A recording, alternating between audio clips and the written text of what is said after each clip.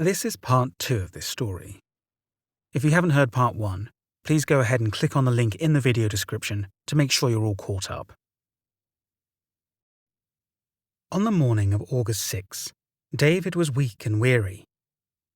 For the first time, in what seemed like a long time, he was able to walk into his room, lay on his bed, and fall into the deepest, most restful sleep he had had in a long time. Debbie and Arne left for work, and since David was still sound asleep, Judy decided to take a much-needed nap. David was still asleep when she woke, which relieved Judy. She knew her son had been through quite an ordeal, and it was nice to see him sleeping undisturbed. But this didn't last long. An hour later, Judy ran to David because he had let out a scream, calling for her and asking for help. Judy was shocked when she went into the room to find David still sleeping. No matter how much she tried to wake him, he couldn't be roused from his slumber. It was about noon that same day when she heard groans coming from David's room. As she approached, she was suddenly hit with a distinct noxious smell of vomit. She yelled for David to respond to her, and he did, with a deep laugh. Judy was taken aback and fearful to approach his room. She took a breath and made the final steps forward. As she slowly pushed open the door, her knees buckled at the sight before her. David no longer looked like himself. Sitting in the middle of his bed, his facial characteristics had completely changed. His head was bloated, cheekbones sharper and higher, and nose pushed out to resemble that of a pig's snout. Saliva pooled and ran down his chin as if he were a rabid animal, and his eyes were narrowed and black. Judy couldn't believe what she saw. As she asked who this was in front of her, laughter was the only reply. Judy asked where David was. The entity before her responded by saying that David was no longer there, and his soul was now the demon's to keep. Judy screamed and left the room, tears of horror running down her face. Alan heard his mother screaming and came running through the back door. All Judy could tell her son was to go look at David. When Alan returned, he was as white as snow. Judy begged him to tell her that what she saw wasn't real, that it was just her mind playing tricks on her. Alan could only shake his head. He told her what she saw was real, because he had seen it too. Alan then helped his mum to her feet and brought her into the kitchen. He was about to call the priests, but then he saw the Warrens' number by the phone. He called them instead. Nervously, Alan relayed to Ed that he needed to talk to his mother straight away. Judy took the phone and asked Ed if he remembered the night he told her that if her son was possessed, she would know. Ed sat in silence for a moment while Judy took a breath. Then she said to Ed that David was possessed. David, hearing the conversation from his room, came out and approached his mother, taking the phone away from her and throwing it on the floor. Then he slurred obscenities at his mother, gripped both hands around her neck, and began to choke her. Alan attempted to free his mother from the grasp of the entity, but then it turned on him. The beast, working through David, tried to corner Alan in the kitchen, but he managed to get him and his mother on one side of the table, with David on the other. Judy and Alan fought with the beast inside of David in an attempt to get him back. When Judy realized this wasn't working, she reached for the holy water.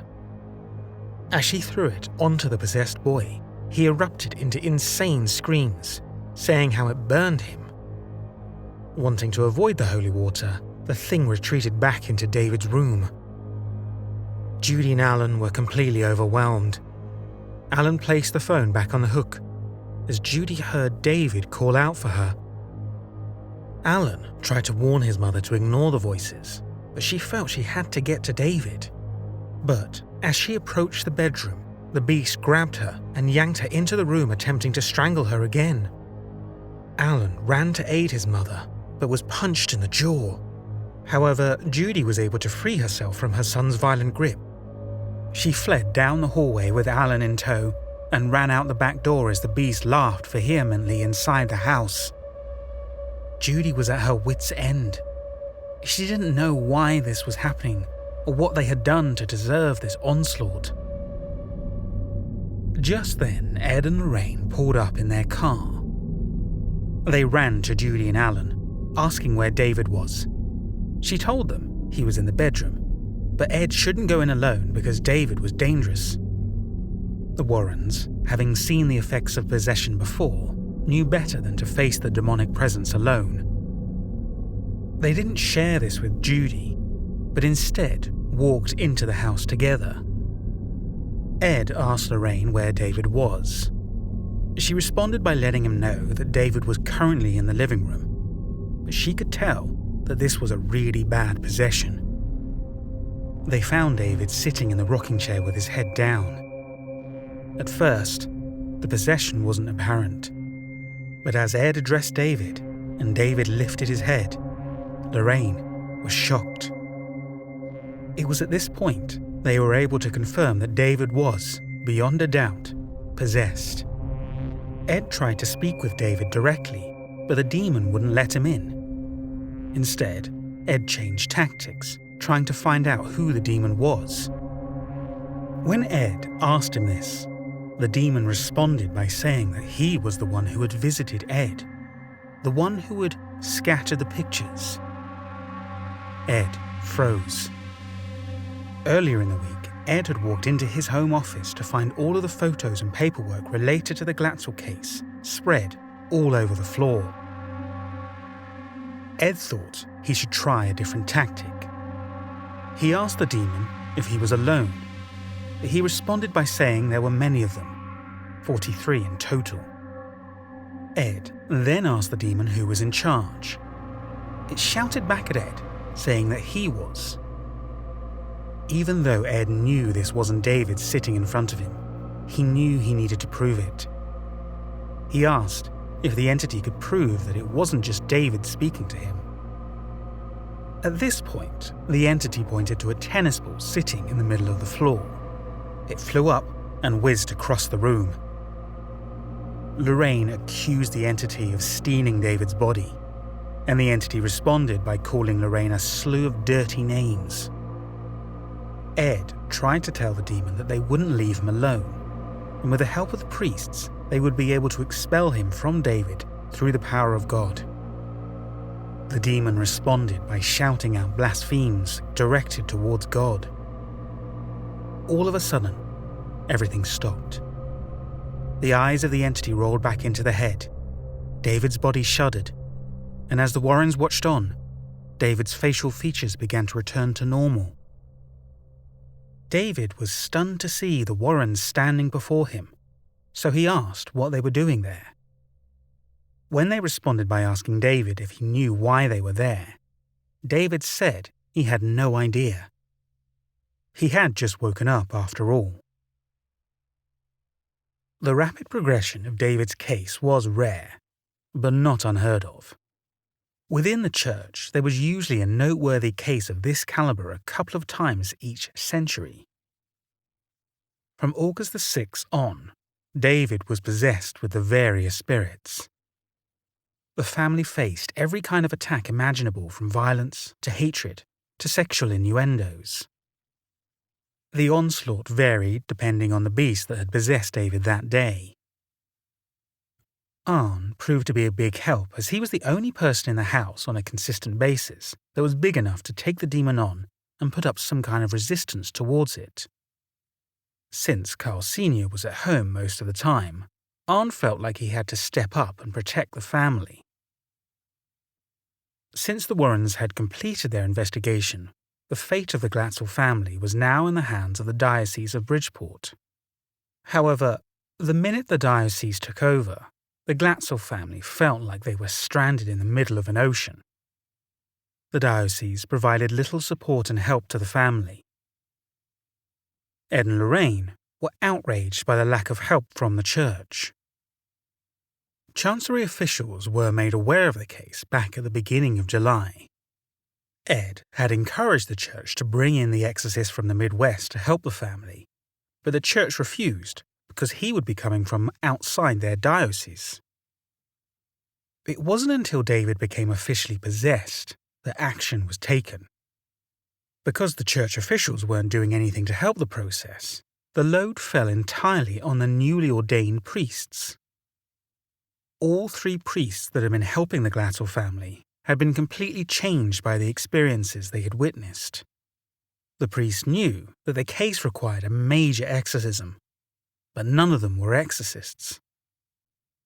The ritual Romanum, the official ritual for exorcism, can only be performed with the express permission of the bishop of the diocese, but the bishop in charge of their area wouldn't take any of their calls.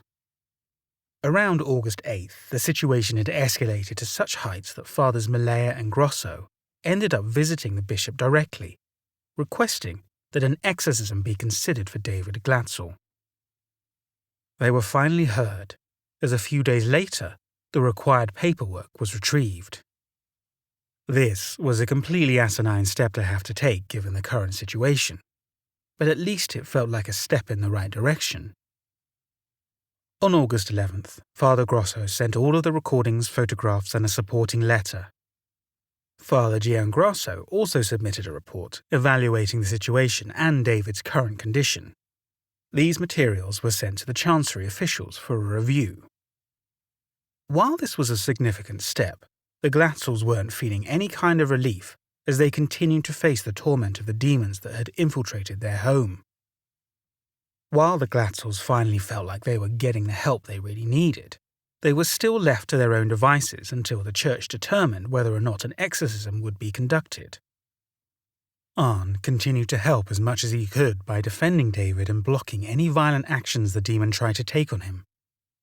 Arne kept commanding the entity to leave, with little knowledge that this would only hurt him in the future. On August 12th, the entity possessed David again, yelling obscenities at his family. Then, whatever entity was working through David began talking at a fast rate.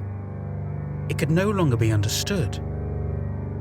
The entity made its way towards Judy and attempted to beat her, but Carl Sr. stepped forward to block it.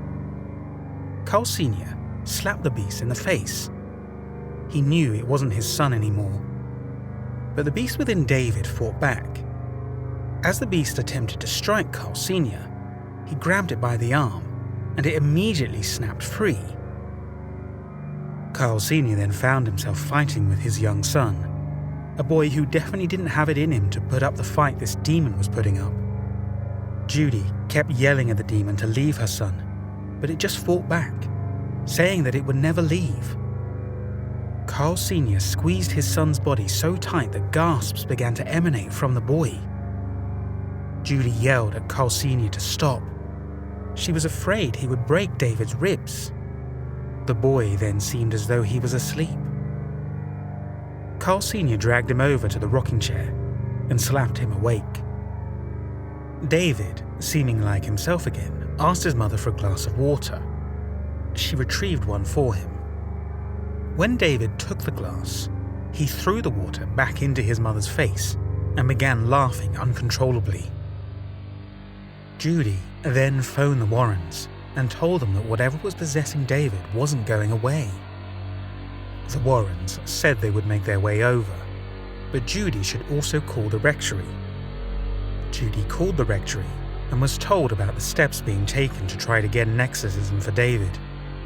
However, in order for the exorcism to take place, David first needed to undergo a psychiatric evaluation. An appointment had already been made for the next day. As Judy returned to the living room to inform Carl Sr. that the Warrens were on their way, the entity inside David said that it didn't want the Warrens coming anywhere near him. He also noted that he didn't want to go to the doctor in the morning. Judy was flabbergasted. These conversations had happened in the other room away from David's prying ears. Like every other time the Warrens or the priest showed up at the house, David would face further torment just before and right after the visits. This time was no different. Arne was growing more and more intolerant of the beast. He felt completely helpless. No matter what he did, the beast wouldn't leave David alone. In the middle of another bout of tirades from the entity inside David, Ed and Lorraine showed up at the house. The scene they walked into was an intense one, but they were prepared. Ed immediately hit David with holy water. David backed away, screaming. Ed explained to the others that you shouldn't fool around with an entity like the one inside of David. Whatever you do, you shouldn't let it talk to you or taunt you, and you absolutely shouldn't talk back. After an hour or so, David finally fell asleep on his stomach, on the living room couch. The family and the Warrens kept an eye on him and noticed that as he slept, his arms and legs began rising upward, then back down again. This behaviour continued for at least 10 minutes. Around midnight, David was woken up by facing repeated kicks to the head.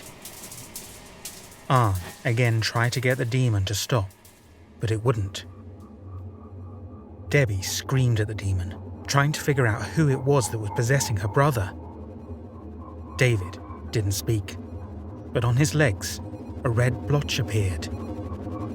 As it became more visible, it was clear that the blotch was in the shape of the devil. The behaviour continued until 3 a.m, or the high noon of the demonic day. At this time, Arne walked into the living room, tripping over an invisible object. This woke David up. Next to David, it looked as though something had just joined him on the couch as the seat was pressed down. David confirmed that this was the beast. David got off the sofa and headed to the kitchen, but began to back up. Apparently, one of the beast's helpers was holding a knife to his heart. David was pushed onto his back. His body rocked side to side, then his legs began moving up and down. No matter how hard Debbie tried, she couldn't get these movements to stop. Judy was able to use the holy water on David, but with a tremendous amount of effort. It was getting harder and harder to stop the beast as its power grew. As the night wore on, the events abated. Around noon that next day, Pat, the next-door neighbour, called the Glassell home. Apparently, her dog had been found in the road in front of her house. Its entire back was smashed. David confirmed to his family that the beast had said he had done it. Later that afternoon, Judy took David to his psychiatry appointment. Needless to say, the appointment could not have gone any worse. There were no smoking signs all over the place, but pipes all over the office. The doctor couldn't remember David's name and fumbled through his papers trying to find it. Of course, David was fine while they were at the doctor's office. The psychiatrist ultimately determined that there was nothing wrong with David, but he did make the suggestion that the whole family come back later in a week to start family therapy. It was clear that he believed that David was being beaten by his own family rather than some demonic entity. The next day, August 13th, they were hoping that things would calm down. It was David's 12th birthday. But alas, the cake was ruined, and David was abused by the beast. The papers and data regarding the exorcism of David had been submitted to the Chancery officials. The responsibility of the case had been handed over to Father Vergulac, the theological advisor to the bishop and theologian for the diocese. Arne had a meeting with Father Vergulac. Judy and David were meant to attend as well, but getting David into a religious building proved to be a task that no one was able to complete. Arne apologized to Father Vergulac for David's absence.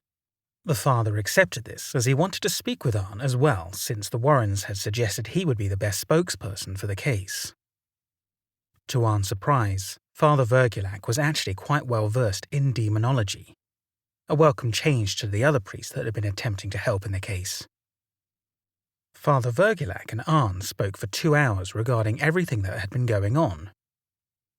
Towards the end of their conversation, he told Arne that there were a number of tested procedures that dealt with this type of demonic possession. This meant that this was nothing new to Father Vergulac or the church. Upon Arne's departure, Father Vergulac blessed him and provided him with a crucifix to wear around his neck, holy salts to use on David, and a statue of the Madonna for the home. Arne was to remain vigilant while the father took steps to help put an end to the troubles at the Glatzel household. On the way home, Arne told Debbie about his conversation. They felt positive for the first time and immediately shared this with the family once they got home. However, their hopes were dashed immediately when the entity possessed David again and started antagonizing Father Vergulac. The weekend of August 15th, David was under possession almost the whole time. While David had never been told about the crucifix that Arne had been given, while he was under possession, he knew all about it. The chain was yanked from Arne's neck and thrown across the room, hitting Debbie in the forehead, all without David moving an inch. When the family tried the holy salts on David, this did nothing to abate the beast. Instead, it made him shriek in pain. The statue of Madonna also did little to help protect the family against the beast and his minions. In the few moments that David wasn't under possession, he was able to keep the family updated on the comings and goings of the beast and his helpers. They were trying furiously to stop the exorcism from happening. What was interesting was that Julie and the rest of the family had never spoken to David about the potential exorcism. It didn't matter if David was asleep or awake, he was constantly tormented by the beast. The family would often gather around David and pray in an attempt to help him, but their attempts were always in vain. When the Warrens were at the home, they documented everything they saw that happened to David. Arne was so desperate that even he attempted to go at exorcism. He shouted at the demon to leave David and come into him instead. Little did he know that that was exactly what would happen in a few months' time. On August 17th, Father Vergulac met with the Warrens to discuss the Brookfield possession case. He told them that he was going to serve as theologian, which the Warrens approved of. They had known him for quite some time, and he had even helped on a previous case of theirs. The main objective of this meeting, however, was to determine the best method of exorcism should it be approved. Since it was clear to the Warrens that this was a case of diabolic possession, the quickest and best solution would be to conduct a major exorcism, the Ritual Romanum. However, Father Vergulac felt that they should start with a smaller exorcism and then work their way up to the Ritual Romanum. In this smaller exorcism, the idea was to place the positive power of God in the home in replacement of the negative power coming from the devil. This would mean that a high mass would need to occur within the Glatzel home. Father Vergulac was willing to serve as the chief celebrant and had his mind set on this procedure. Since the Warrens trusted him, they agreed to the high mass as the first step. This would be set for August 20th. The Glatzels were thrilled that the high mass was going to take place. They hadn't wanted to admit it yet, but they were terrified of the idea of an exorcism on their little boy. From August 17th to the 20th, the Glatzel family placed all their hope into this high mass. However, their hopes were ebbing as the beast kept berating them. At 3 p.m. on August 20th, the high mass commenced, despite the beast's antagonism. Father Vergulac, true to his word, served as the chief celebrant, with Father Grosso, Malaya, and Di Giovanni as concelebrants. A temporary altar was set up in the living room, church candles were lit, and gold chalices and cruets of wine were placed on the makeshift altar. Holy water and oil was also present. In attendance, dressed in their Sunday best, were Judy, Carl Sr., Carl Jr., Debbie, Alan, David, Arne, and Ed and Lorraine Warren. Debbie's son Jason had been sent to stay with Pat in case any trouble occurred. David had no trouble waiting for the Mass to begin, but Carl Jr. bolted from the room about 5 minutes before the start of the ceremony. The family and the Warrens gathered together in the living room and the Mass began. 10 minutes in, David started gagging. Without missing a beat, Father Vergelak made the sign of the cross in front of David, and the attack stopped immediately. The ceremony continued without any further interruption. As they were about to take the Holy Communion, David faced another bout of trouble and began growling. Father Vergelak doused him with holy water, and all was quiet again. Those who were able to take communion did. Further prayers were read, and the ceremony ended with David being blessed with holy oils. The High Mass was over by 4 p.m. At once, everyone in the room could feel a distinct difference in the atmosphere. Lorraine was able to report that there were no spirits visible in the home, but this didn't mean that they were truly gone. The family needed to remain vigilant and keep an eye out for the spirit's return. However, for now, all seemed fine. David finally seemed like himself, like a happy 12-year-old boy. Following the Mass of the Glatzel house, calm swept over the home. David didn't suffer any more possession, and the strange phenomenon that had been happening around the home came to an abrupt end. Everyone was relieved, but none more so than David. In fact, he was so thankful he bought the Warrens a present to show his gratitude.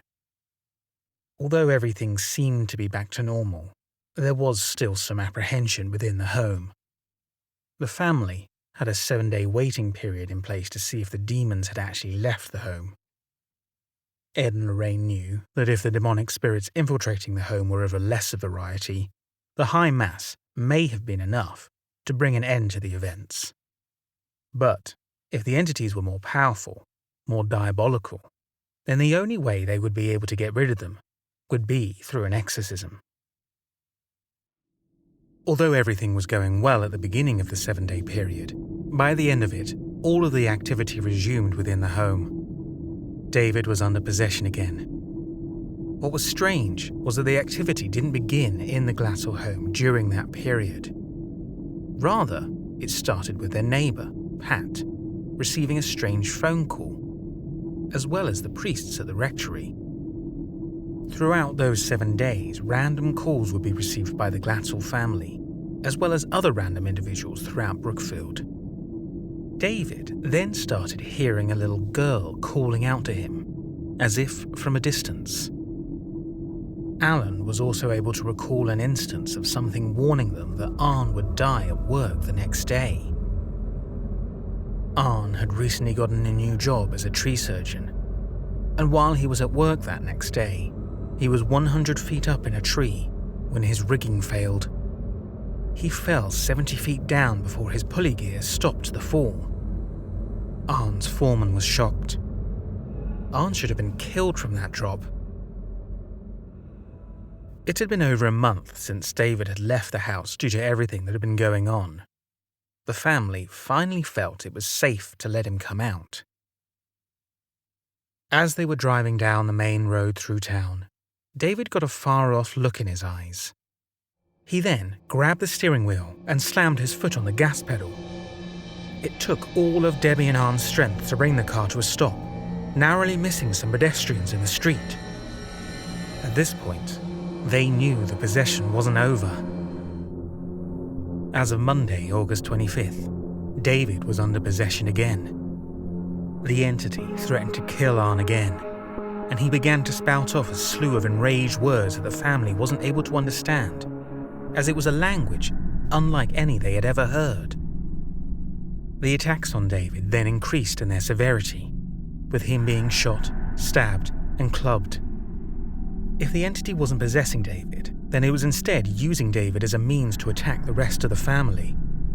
However, this was unlike any of the other times David's rage had turned on the family. Instead of screaming vulgarities or simply acting out, David had actually taken to grabbing anything he could use as a weapon in order to try and kill members of the family, Everyone was living in constant fear. Eventually, the beast began possessing Arne as well. The first time this occurred was shortly after one of the attempted killing incidents. They were all sitting at the dining table when Arne started convulsing, much like David did the first time he came under possession. His face became distorted, and he snarled at the family. This lasted less than a minute, but would be the first of 6 episodes that Arne would face. All of these events led the family to believe that at this point, a full exorcism was needed. A week after the High Massacre occurred, the Glatzels conferred with the Warrens and Father Vergilac again. Father Vergilac let the family know that he had already discussed the situation with the other priests, and they were in the process of making a recommendation to the bishop to take further action. No one wanted to delay things further, so the Warrens knew that in order for the ritual Romanum to take place, they had to make sure that David's case fulfilled the church's criteria. Was there hidden or future knowledge divulged? Has the entity spoken in unorthodox tongues or languages unknown to him? Have there been preternatural abilities displayed? Has the entity identified itself by name, or given a sign of diabolical presence? The answer was yes to every question. The case only needed to fulfill one of these questions in order to be brought before the church. 2 days later, Ed Warren got a call from Father Vergilac to confirm that the decision had been made to exorcise David. This deliverance was to be set for Tuesday, September 2nd, at the school chapel in St. Joseph's. However, the Warrens would learn that deliverance in this case meant that the bishop had actually refused the ritual Romanum. Although a true exorcism would still take place, a different liturgy would be used to accomplish it. As the exorcism date approached, David became more and more out of control. This was the possessing entity's way of showing resistance to the exorcism. On September 2nd, Father Vergilac met with Fathers Grosso, Malaya, and Di Giovanni at the altar of the St. Joseph's Church Chapel. Father Vergilac would be the exorcist, while the other 3 priests carried out specific tasks as his assistants. David was directed to a pew in the front row of the chapel.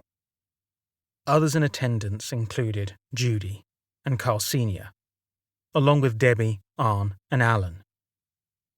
Carl Jr. refused to attend the ceremony, and Debbie's son Jason was kept at home. The Warrens were also in attendance. Lorraine would be able to determine the presence of any entities in the room, and Ed would be able to lend his knowledge regarding demonology. The exorcism began with the anointing of the holy oils. As the preliminary prayers were read, the beasts inside David began spouting vulgar rebuttals. At the end of the prayer, David had broken free from Ed's grasp and tried to attack the priests. They restrained David and brought him back to sit in the pew. As the readings continued, the beast kept yelling obscenities. Father Vergilac continued on without delay. He knew that it was just the beast within David that was saying these vulgar words. Father Vergilac went on. "Begone, Satan. Cease your audacity. Withdraw from the elect of God. Cease your malice. Cease your insolence. This is the command made to you by the Most High God. God, the Father commands you. God, the Son commands you. God, the Holy Ghost commands you. I command you, in the name of the God Almighty, the Creator, to produce the sign of thine departure and be gone from the world, redeemed by the precious blood of your Lord Jesus Christ." David groaned. Then the hymn books were heard rustling. Footsteps could be heard walking towards the back of the church. Then the door opened and closed. Lorraine was able to confirm that all of the lesser spirits had given up and were gone. She was also able to confirm that there were still 4 spirits that remained with David. She further confirmed that the spirits were that of gluttony and lust, a higher entity named Gaetois, but the final entity, the most powerful one, was off in the distance. He was the one responsible. He was the devil. At that moment, David began screaming. The spirit inside him was putting up a fight, telling everyone in the room that it would never be expelled. By the end of the first hour, they all knew what they were facing. The second hour was an all-out war.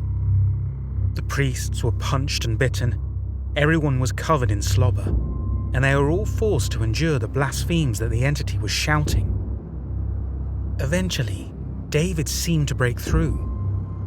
Looking at his mum, he begged for them to stop. He wanted this to be done. He wanted to get out of the church. Father Vergulac bent down to address David.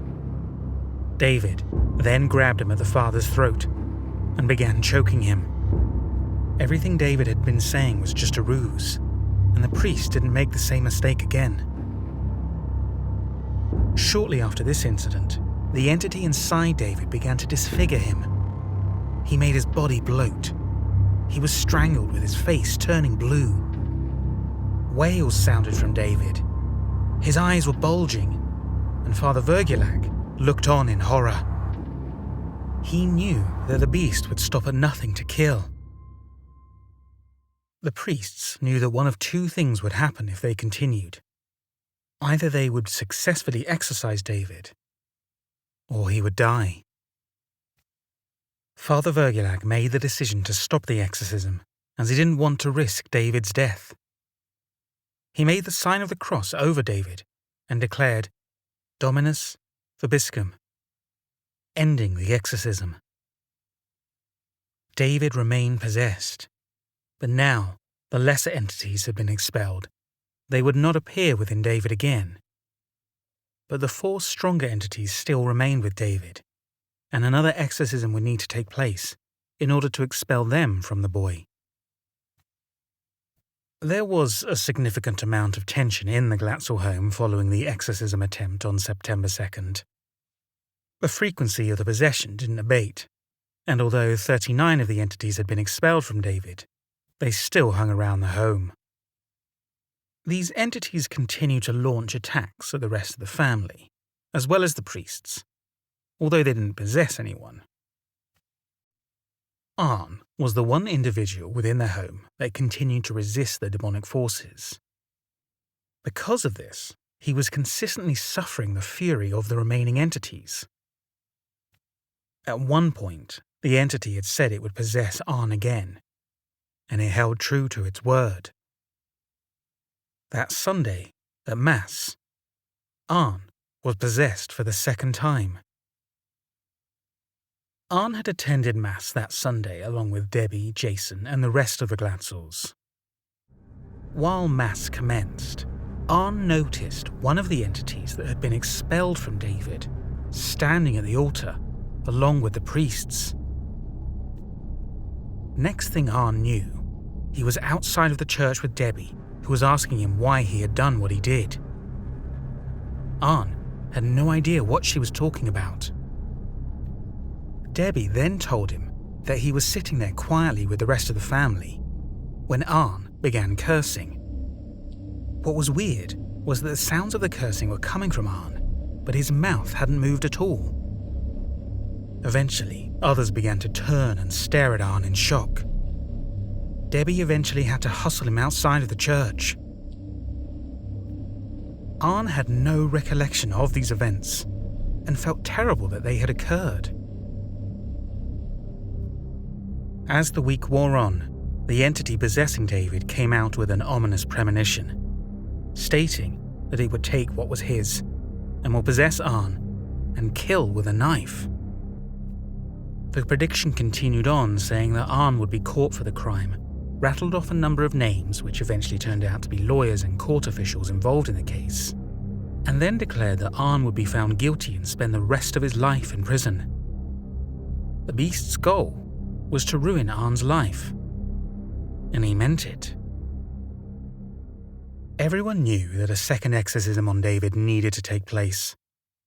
This was set for Monday, September 8th, 1980. This date was selected because the Warrens were hoping for a miracle, and many had occurred in the past on September 8th.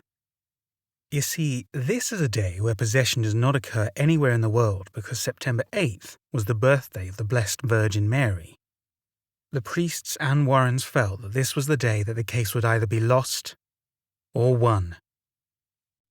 This time, the exorcism would take place at the convent of St. Joseph's Church. As the other children in Brookfield were beginning a new school year, David Glatzel prepared for his second exorcism. He was brought into the convent house by his mother, sister, and Alan. The Warrens, along with the 4 priests, were waiting for him. Once everyone had arrived, the doors were locked and the drapes were closed. David was placed in a large chair at the front of the convent. The idea behind today's exorcism was to read the rites from beginning to end without any interference or resistance. As today was such a holy day, they all felt that this could be accomplished and should only take about an hour. As the priests got ready to begin the ceremony, David was able to confirm that the entities were not present with him in the convent. Instead, they were back at the Glatzel home, causing all kinds of havoc. The proceedings were put on hold so Ed could go to the house and get the entities out. As soon as Ed stepped in the door, he could tell the entities were in the Glatzel home. The rocking chair was going back and forth, although no one was sitting in it. He then went through every room of the house, but found nothing until he came to the master bedroom where he witnessed the bed levitating off the floor. Ed placed a small statue of St. Joseph on the mantel in the living room in order to drive the entities out of the home. Once he was back at the church, David was able to report that the spirits were now at the convent. The diversion had taken a full hour, which ended up resulting in the full exorcism taking a total of 2 hours. The exorcism began at 3 p.m. with the same procedure as the first exorcism, except this time there were no disturbances. At 4 p.m., the final prayer of the exorcism was read. A blessing was said over David, and the exorcism was over. They didn't know if this exorcism had worked, but they would have their answer that evening. David left the convent without any incident, but no one yet knew if things had come to an end. The only way to be sure would be if absolutely no strange phenomenon had occurred. David had been terrorized continuously for 9 weeks. He was incredibly exhausted, but didn't really know why, as the possessions couldn't be recalled by him. All he knew was that he was in an immense amount of pain. The Warrens went home with the Glatzels that afternoon, but nothing occurred. They were relieved by the priests from St. Joseph's that evening. Around 10:30 p.m., Lorraine returned to the Glatzel home along with Ed's research assistant, Paul Bartz. Ed was not present, but his role would become apparent in time. Father Vergulac arrived shortly after Lorraine and Paul. Everyone was anxious to see if the exorcism had worked. There hadn't been any incident of possession or strange phenomena that day. Around 11:30 p.m., David went into the living room with the other boys. It was a nice reprieve from everything else that he had been facing since everything began. Midnight came and went, and everything still seemed normal. But at 12:15 in the morning, David began pacing back and forth. All of a sudden, he was no longer tired. Any replies he provided were brusque. Everyone was concerned as this was the same behavior he had exhibited before previous possessions. When Judy suggested that David go to bed, he screamed at her saying he wasn't tired. David returned to the living room and Lorraine asked Paul to keep an eye on David, as he was aware of what possession looked like and would be able to warn everyone, including Ed, if it began again. The rest of the family remained in the kitchen along with Lorraine, drinking coffee. Around 12:20 that morning, loud talk erupted from the living room. Father Grosso joined those in the living room to observe what was happening. At 12:25 a.m., a paper airplane hit Father Grosso in the chest. At 12:30 a.m., David went under possession again. Paul alerted everyone remaining in the kitchen and then promptly phoned Ed Warren, who was waiting for this exact phone call at his and Lorraine's home. By the time Paul got back to the living room, all chaos had broken out. David had become wild and had to be restrained. Father Vergelac traced a cross in the air and began a third attempt at the exorcism. From the words uttered by Father Vergelac, there were a number of obscenities spewed by David and a good amount of resistance. It took Arne, Alan and Carl Jr. to all hold David down while the exorcism took place. Because of the amount of pushback and screaming that was coming from David, it was 2 a.m. before Father Vergelac actually got to the point in the exorcism where he was able to rebuke the entity and command it to leave. At this time, David broke free from his restraints, and the exorcism had to be put on hold in order to rein him in again.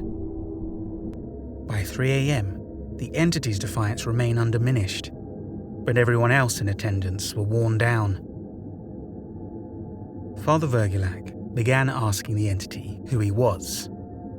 The command had to be repeated 4 times before Father Vergelac received any answer, in which the entity responded by saying that his name was Legion, and that they were many.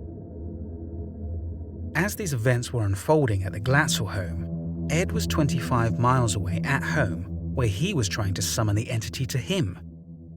The purpose of this was called binding. When Paul realized that David was under possession again, he phoned Ed at once to let him know. Ed knew that the demon they were dealing with was strong, and therefore had to be bound and made to obey. The binding of the entity is an important aspect of the Roman exorcism, where the entity is both expelled from the body and bound by the law of God, so that it couldn't see another human soul again. Since the church hadn't approved the Roman ritual, the actual binding of the entity couldn't take place at the Glatzel home, so Ed thought that he would try to summon the entity to him instead and bind him himself. Ed commanded the entity to appear to him using the ritual that was prescribed. Suddenly, the room became very cold. Ed knew that this meant the beast was coming, since it needed heat in order to manifest. Then, there was a horrible stench that filled the air of Ed's office. He heard screeching in the distance, and then everything became completely still. Ed knew he was in danger, and that the entity was there with him. Ed noted that what he saw was a black mass, 7 feet tall, with its head twice the size of a normal guy, and many faces. While the general facial features were visible, they kept changing every few seconds. What Ed was seeing was the various faces that David had been describing to them all summer. But what Ed realized was that there were not 43 different entities, but rather one entity, with each face having a different meaning. The faces that showed themselves displayed every kind of feeling that the Glatzel family had witnessed over the last few weeks. Rage, profanity, hate, violence, malice, deception, gluttony, betrayal, blasphemy, pride, and death. It was at this point that Ed knew that the beast was more than he could handle. If he had tried to bind that beast to himself, he would have been killed. The entity must have known this, because shortly after, it disappeared. By 4:30 a.m., David was still under possession and looked to be on the verge of death. Judy was shrieking, afraid that the beast was going to kill her little boy. The beast responded by saying he would kill him. Then, David went completely still. It seemed as though he had experienced a heart attack. There was no pulse, and David was becoming deathly white. A full minute passed, and everyone in the room thought for sure David had been killed. Arne, desperate to keep David alive, let go of David's legs and shouted for the entity to let David live and take him instead. Laughter emitted from David's body, and a voice yelled, "Fools." Although Arne had made the statement selflessly in an attempt to save David, Judy knew that this was a huge mistake because not even the priests had made such a bold statement. What Arne didn't know was that instead of releasing David, the entity could end up possessing both of them. Father Vergulac pulled Arne aside and warned him of this. At 5:30 a.m, David's body was still under attack, but it had failed to weaken everyone else in the room. It failed to kill David, and it failed to put a stop to the exorcism. At this point, the entity switched tactics and began to make rationalizations instead of remaining defiant. The entity began saying that he didn't need David to live, that he could do so without him. Father Vergulac knew the time had come to try to finish the exorcism. He commanded the entity to leave David, reciting that his soul belongs to God and obeys the commands of God. Father Vergulac screamed, "Depart this seat of God's creation and return to whence you came." David gasped. His body arched into a bow and froze. Holy water was splashed onto David, then his body fell to the floor. A whimpering came from David, saying that the holy water burned. Father Vergulac continued the exorcism, commanding the entity in the name of the Lord to depart David. Father Vergulac and the entity went back and forth for some time, fighting one another. Eventually, there was silence from the beast. Miraculously, David began to breathe normally again. His face, which had been distorted when possessed, slowly started returning to normal. His body began to relax, and the unnatural strength seemed to ebb away. Father Vergulac knew he was almost there. He addressed the entity, asking who he was. He said, "By the authority of the Blessed Trinity, I command you to give out your name or show a sign of departure." Tortured sighs emanated from David. Father Vergulac cautiously crouched down beside him and said, "Through the power of Christ, I command you, tell us your name or give the sign of your departure." The reply came in a voice that sounded as though it was far away. In 4 short words, the beast replied, "I am the devil."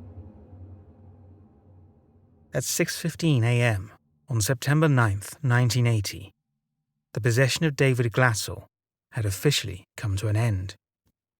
However, while the various attempts at exorcism ultimately stopped the beast from possessing David, the spirit itself was never fully exorcised from the home.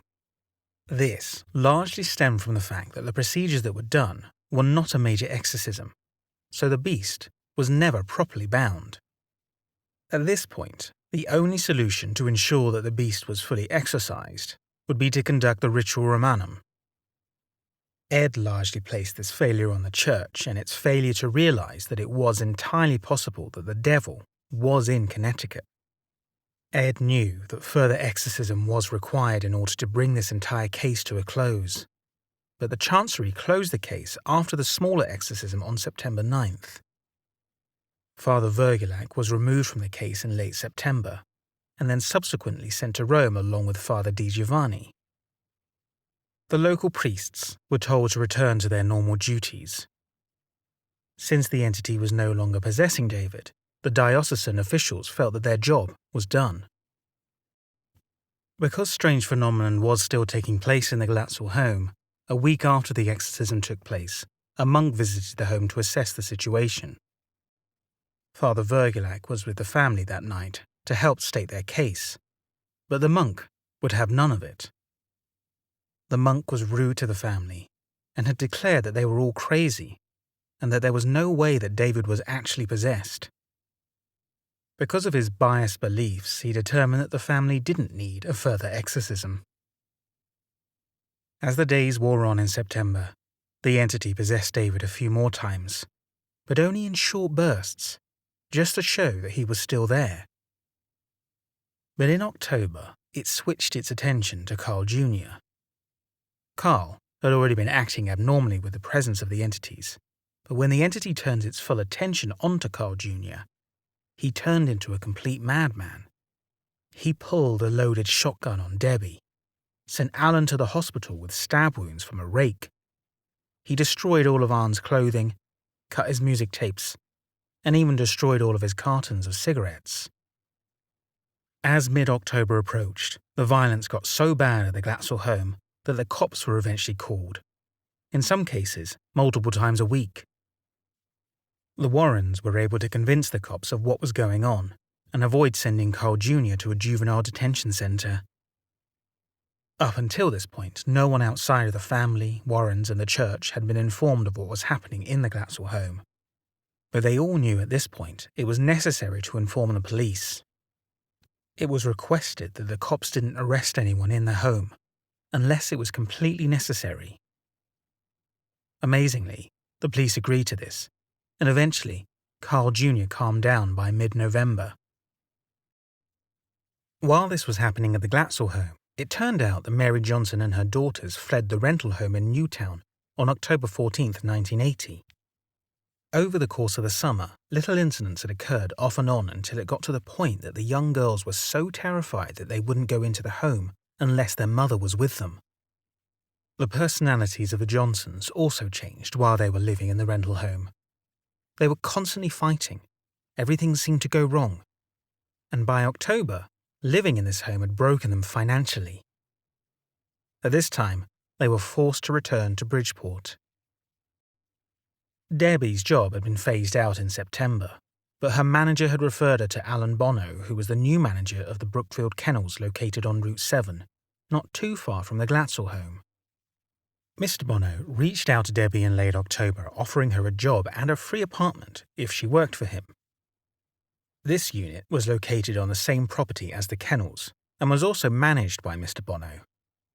Debbie took the job and the apartment, and in late November she moved into the apartment with Arne and her son, Jason.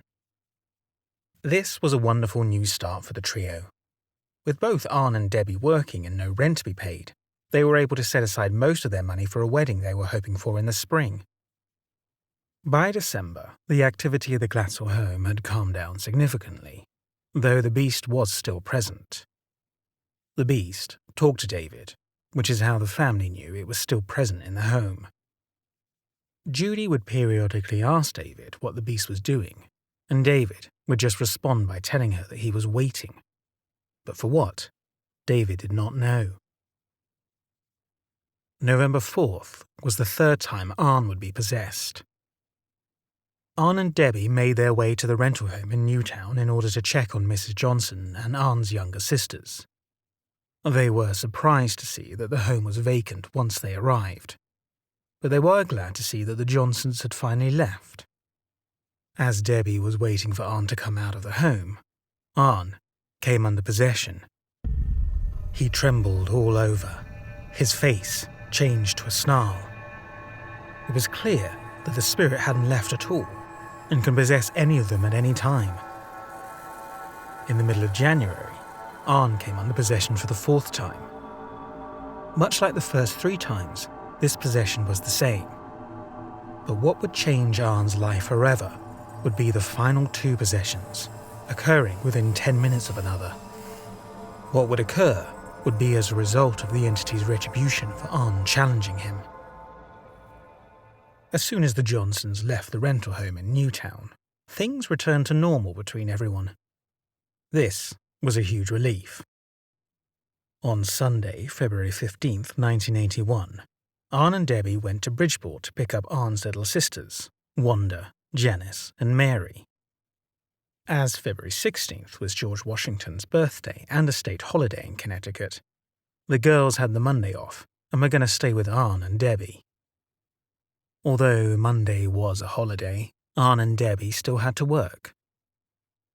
As Arne got ready for work, he found that he was feeling quite ill. He had a horrible headache, and his stomach felt upset.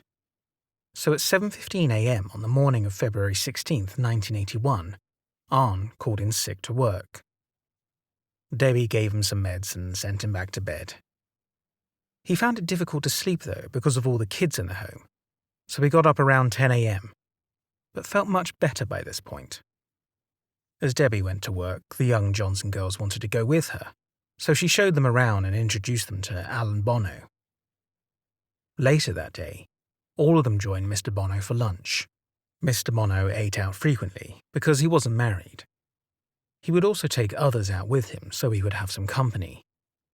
But he was also an alcoholic, which meant he wasn't really fit to take care of the kennel. It was a relief to have Debbie there in his place to make sure the animals received proper care. By the time Debbie, Arne's sisters, Jason, and Mr. Bono went to lunch, Mr. Bono was already drunk and continued to drink more at lunch. On the way back from lunch, they stopped at a pet supply store to get some supplies for the afternoon. And then they stopped by a liquor store so Mr. Bono could get more to drink. When they returned to the property, Arne went back inside the apartment to take a nap, and the girls went with Debbie to the grooming parlour. Alan Bono went to work in his downstairs office along with a bottle of wine he just purchased.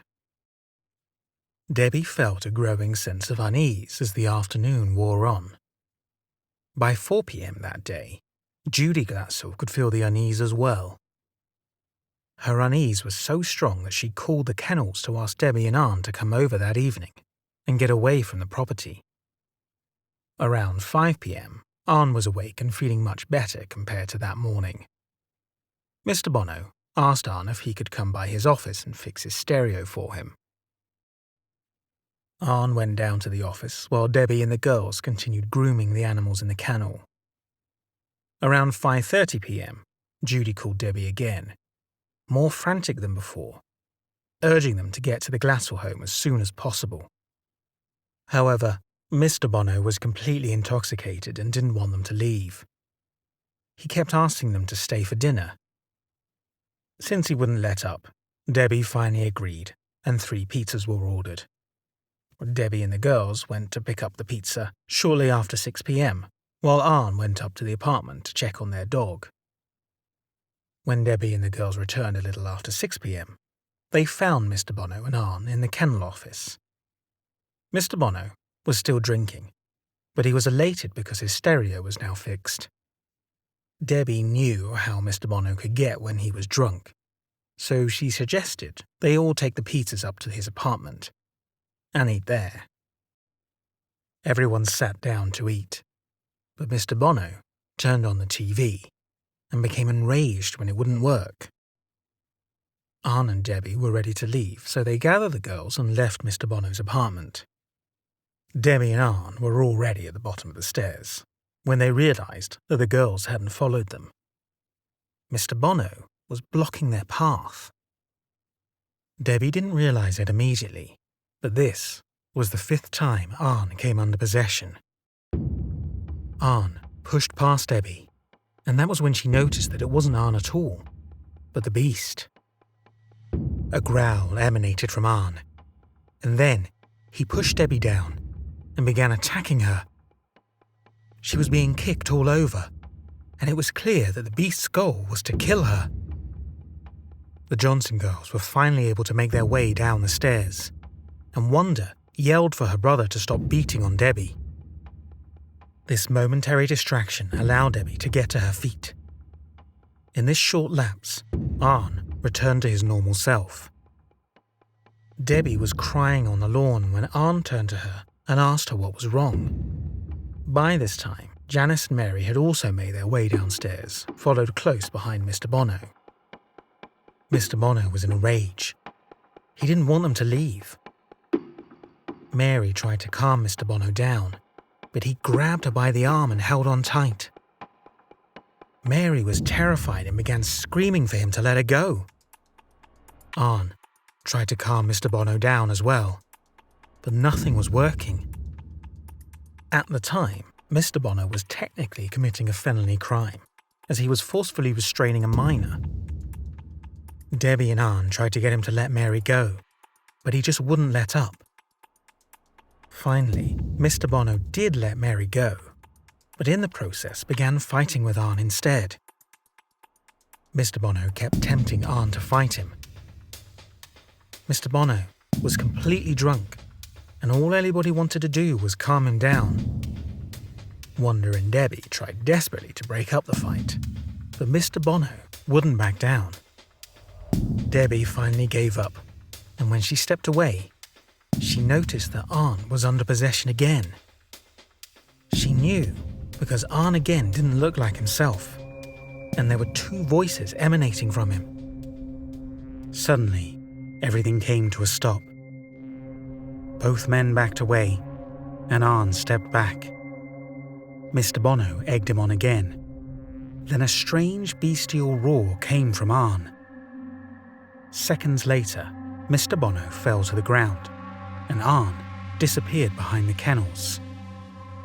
When Debbie approached Mr. Bono, that was when she saw the stab wounds in his body. Arne's knife was found by Wanda, sitting about 10 feet away from Mr. Bono. Wanda recalled the last time she had seen the knife was on the table in the kennel office.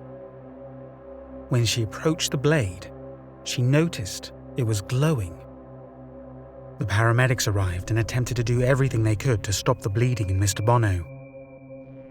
He was rushed to the hospital, but was pronounced dead on arrival at 7:39 p.m. Mr. Bono had been stabbed to death, with 5 wounds in total. Arne was arrested an hour after the killing occurred. An all-points bulletin had been released for him. The person that found him was actually the ambulance driver on his way back to the fire station. When he found Arne, he was in a state of utter confusion and had no recollection of the events that had just occurred. Arne was arrested an hour after the killing occurred and charged with the murder of Alan Bono. There was a lot of controversy that surrounded Arne's case and trial. Debbie, Wanda, Janice and Mary had all provided statements to the police about what they saw happen, and all of them were very clear that they never saw Arne stab Mr. Bono. However, the police in the investigation altered their statements to reflect that they had seen Arne commit the murder. In order to best help Arne, the Glatzels and the Warrens felt that the only way forward at this point was to come out with the full story, as they believed this was the only way that Arne could be proved innocent. Arne entered a plea of not guilty by virtue of possession. In other words, the devil made him do it. The judge would ultimately disregard this plea.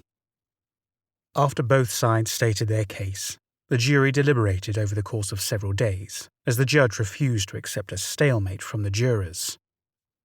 Ultimately, Arne was convicted of manslaughter in the first degree and was given the maximum sentence. However, he ended up only serving 5 years in prison. But what happened to David after the murder occurred? And what actually caused all of this chaos to happen to the Glatzel family and Arne Johnson? It was clear that the demons had never been fully exorcised from the family, so the Warrens decided to seek help outside of the United States. They went to Canada and worked with the church there in order to find a priest who was willing to exorcise David properly. When speaking with Father Deschamps, head of a small parish outside Quebec City, the Warrens learned that they were speaking with someone who was truly gifted in exorcism. Father Deschamps had little knowledge of what happened to the Glatzel family, but after his short conversation with the Warrens, he was able to discern exactly what happened to them. As it turns out, they had been victims of a death curse which had been placed on David and Carl Jr. This curse had been enacted a year before the murder of Alan Bono, while they were in upstate New York. Their family friends that they would go to visit were Satanists and bound the 2 young boys to the devil. However, this demon wouldn't present itself to the family until someone came into contact with the paranormal. So, on that fateful July day in 1980, when Debbie Glatzel set foot in the rental home in Newtown, she unknowingly completed the circle to unleash the beast on her family. On November 7, 1981, David was taken to that small church outside Quebec City, where a final exorcism would take place. As he was no longer possessed, This didn't call for the ritual Romanum, but it was necessary for this final act to take place in order to banish the beast for good. As the exorcism came to a close, the Glatzels finally learned who it was that had been demonizing their family over the past year. As the beast finally departed fully from the family, he declared through the exorcist that he was Beelzebub. This retelling of events was researched and written by Kylie Deverell and narrated by me, James Deverell. Thank you for watching and or listening to this video. If you enjoyed it, please go ahead and hit the like button, and if you don't already, go ahead and subscribe to my channel and select the notification bell so you don't miss out on any of my future uploads. Please leave a comment on this video letting me know what you thought of it. Comments really help with the YouTube algorithm and will really help my channel to grow. If you have a story you would like me to narrate, please email it to me at stories@daredeverell.com. If you want to support my channel even further, there are a number of ways you can do so. You can consider leaving me a tip for this video via my PayPal, link is included in the description. Check out my Teespring store and consider purchasing one of my shirt designs. Or head over to Audible, where there is a book, Punch by J.R. Park, that I narrated. I get a small royalty if you decide to purchase that. Thanks again for watching.